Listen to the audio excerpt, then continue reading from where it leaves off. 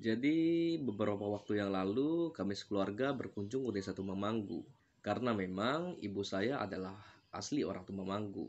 Dia lahir dan besar di sana, walaupun setelah berkeluarga dia menetap di Kota Palangkaraya. Jadi asiknya dalam perjalanan menuju Desa Tumamanggu, saya ada mendengar cerita dari keluarga saya kalau ada sebuah sandung yang patung sapunduknya itu dipahat dengan gambar atau ukiran yang vulgar seperti atau wanita.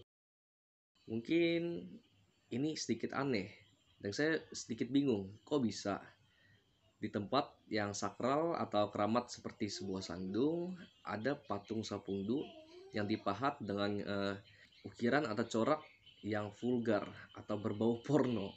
Saya mencari informasi tentang itu yang akan kita bahas di video kali ini. Gas.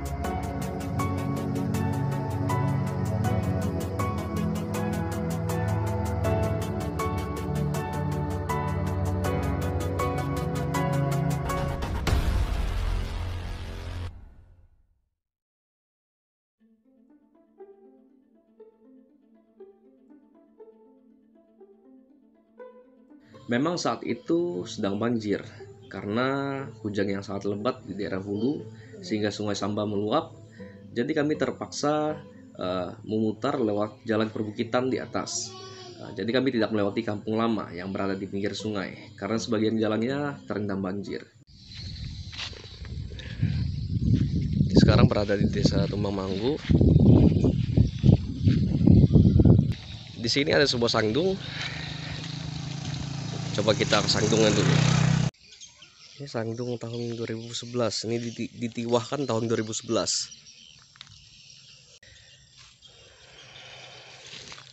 Kita lanjut lagi perjalanan.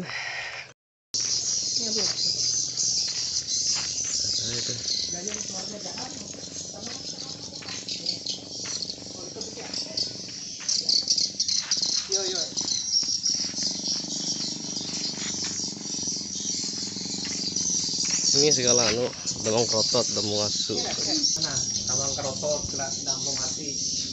Yang mungil itu lah. Anunya.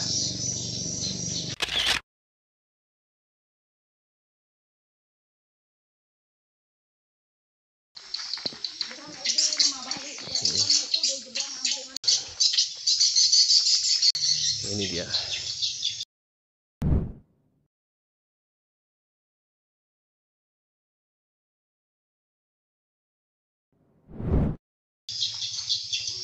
Kok pusingnya orang tua kok Anggen itu, dia itu dulu pada saat kok Temanggung Tuyang, dia itu pengurus kampung yang punya betang.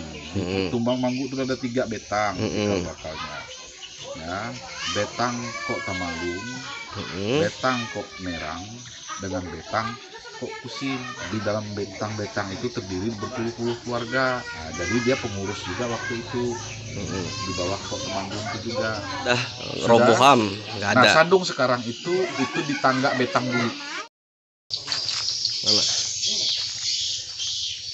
Oh.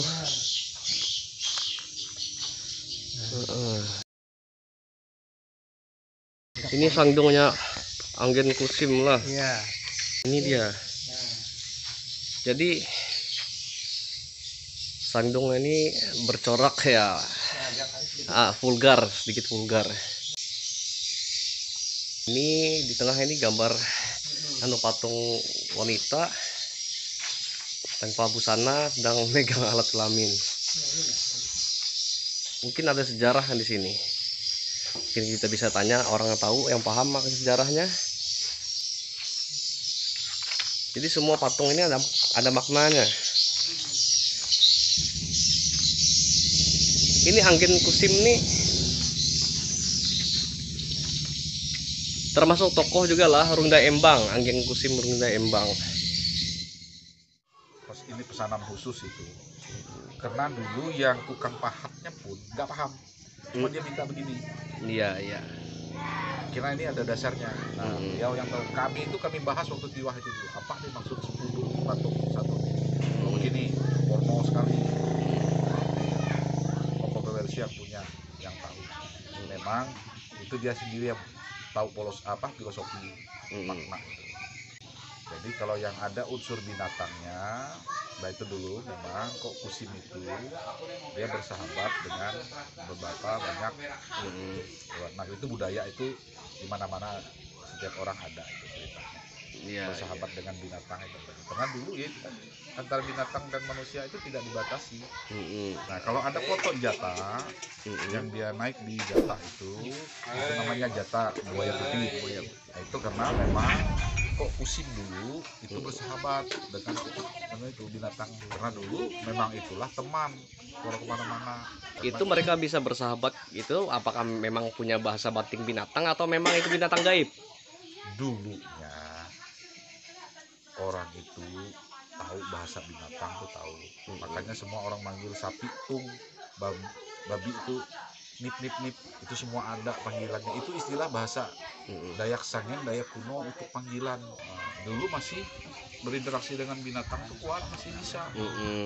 Sehingga mereka bisa melakukan perjanjian itu, bersahabat itu, nggak boleh saling ganggu, tapi saling bantu.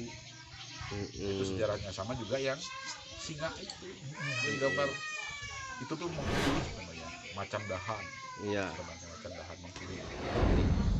Sekarang susah nyari langka. Nah itu juga dulu bersahabat. Nah dari orang dulu bersahabat dengan itu. Makanya jenis yang banyak disahabati kalau nggak mengkulis, jata namanya, bae, hanjaliwan. 4 jenis yang sering orang pakai. Dia tuh fungsinya bersahabat, menjaga kita punya rumah, kita punya tanah, kita punya ladang, kita punya pohon buah-buahan. Bisa itu. Atau bisa dibilang itu peliharaan Om lah, cuma lebih buas. Bisa juga lah dibilang gitulah. Orang dulu kan hidupnya kan enggak juga yang nomaden enggak. Cuma orang dulu itu kan dia merasa yakin kalau dia punya teman gitu. Selain manusia. Yang menguatkan dia punya keyakinan, oh yakin saya. Nah, jadi dia hidup kemana-mana, jalan sendiri di hutan, kemana-mana namanya istilahnya. Jadi itu sejarahnya seperti itu. Mundo kerja pasca nah ambil mana bajang ini kawin tempat remeh kuah anak-anak di anak pasca anak na Jadi coba kita tanya masyarakat setempat, warga-warga setempat, mereka yang tua-tua yang lebih paham. Kita pasang hidung ya.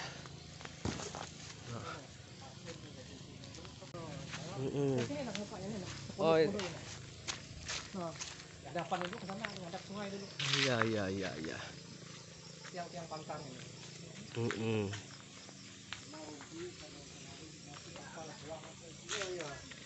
Depannya dari sini ya. Ini depannya.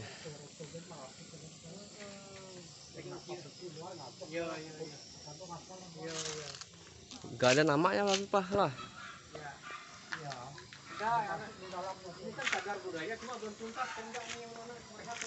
Iya. Jadi ini Temanggung Jahan dalamnya lah, Temanggung. Ini dilapis sih ada sebenarnya kantong yang asalnya di dalam. Asalnya itu di dalamnya tuh pakai ukiran sama aja, sama tuh. Kan sempat jatuh nih kemarin. Roboh lah. Iya. Ini kan ngepasir sedikit ya mesinnya. Belum berlanjut lagi. Ini satu tulang belulang aja lah dalam punya Temanggung Jahan ya, banyak lah. Pokoknya anunya, Soalnya keturunannya yang anggaplah semarga lah. Iya. Kalau hitung tuh ada tapi hampir 50-an ada. Antar yang turun luar lah. Iya.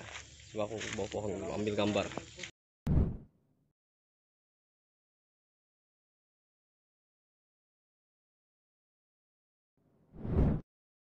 Temanggung Jahan itu Temanggung yang terakhir dari cikal bakal desa Tumbang Manggung. Karena dari dulu yang mengisi sandung itu tuh tulang-tulang nenek moyangnya yang dia bawa dari Tumbang Huap, Tumbang Pelatau, Klekapelang.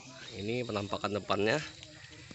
Ini adalah sandung dari Temanggung Jahan, pendiri desa Tumbang Manggu.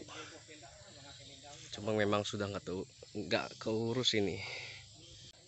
Katanya dulu itu sandung sempat runtuh, jadi itu sandung luar, di dalamnya itu ada lagi sandung. Ini hasil renovasi.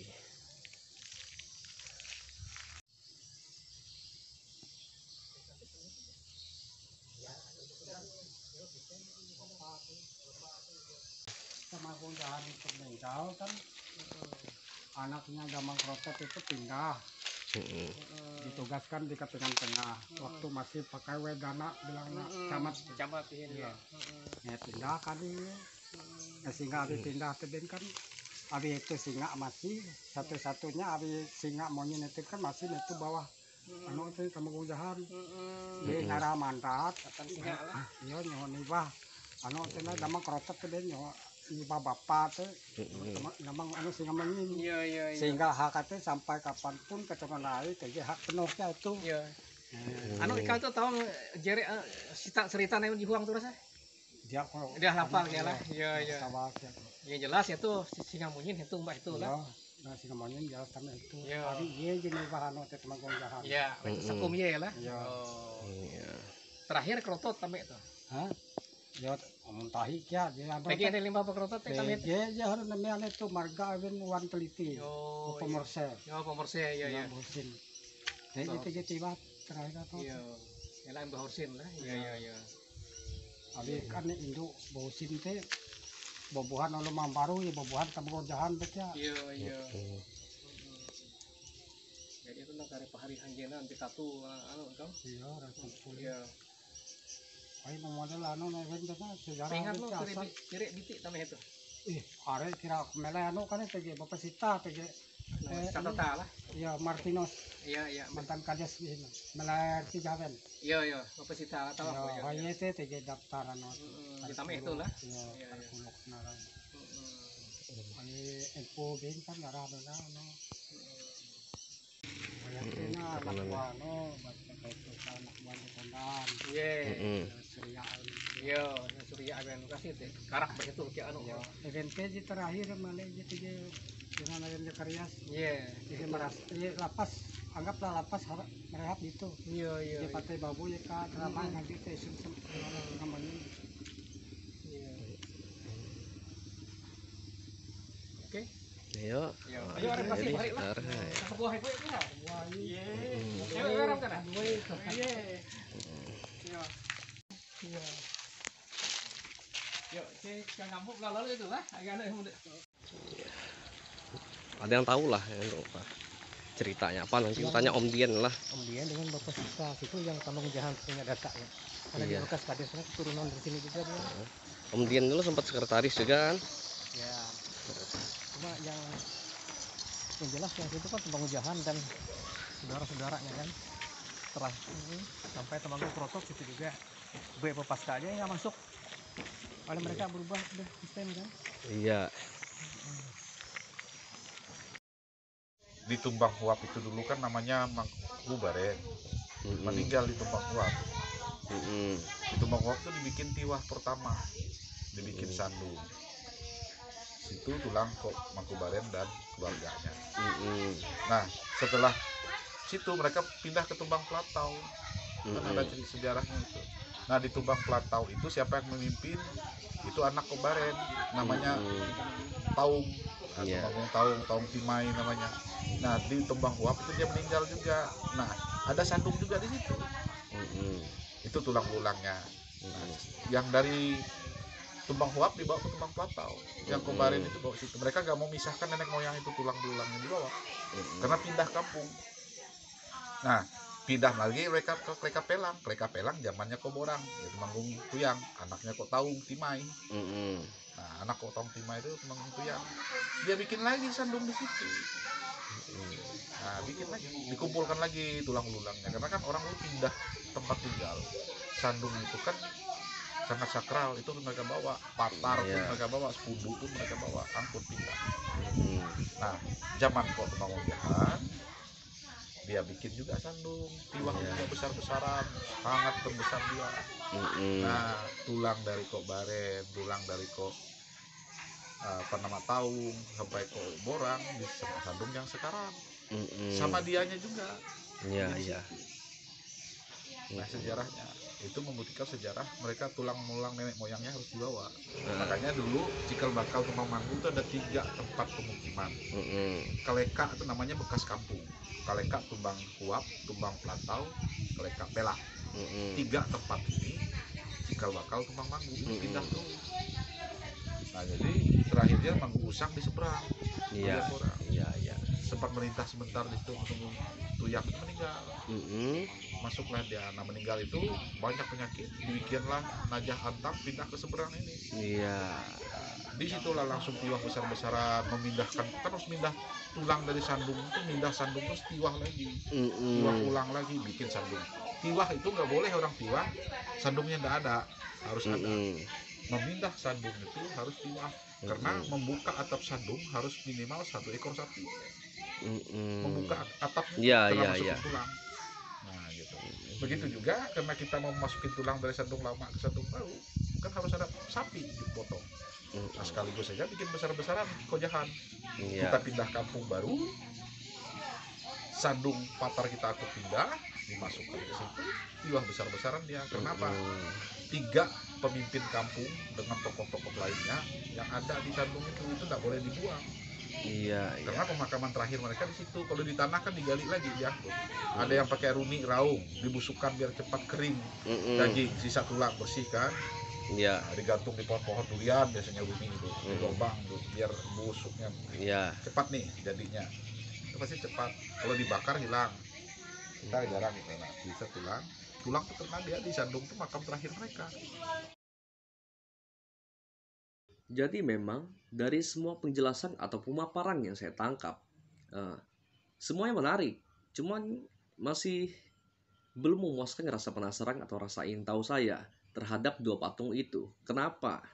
Kenapa bisa dipahat atau diukir dengan ukiran vulgar atau porno seperti itu? Apakah ada maknanya? Apakah ada riwayatnya dahulu? Atau memang sekedar lelucon? Saya juga tidak mengerti. Karena banyak orang yang saya tanya tidak ada yang tahu artinya. Memang saya tahu siapa yang bisa menjelaskannya. Dia adalah keturunan langsung dari Anggen Kusim. Cuman saat saya menghampiri rumah beliau tidak ada di rumah. Katanya pergi entah tak tahu kemana. Jadi karena keterbatasan waktu, karena sebentar lagi kami balik ke Palangkaraya, jadi sangat disayangkan saya tidak bisa bertemu dengan beliau untuk mendengar penjelasannya mengapa patung itu dipahat seperti itu.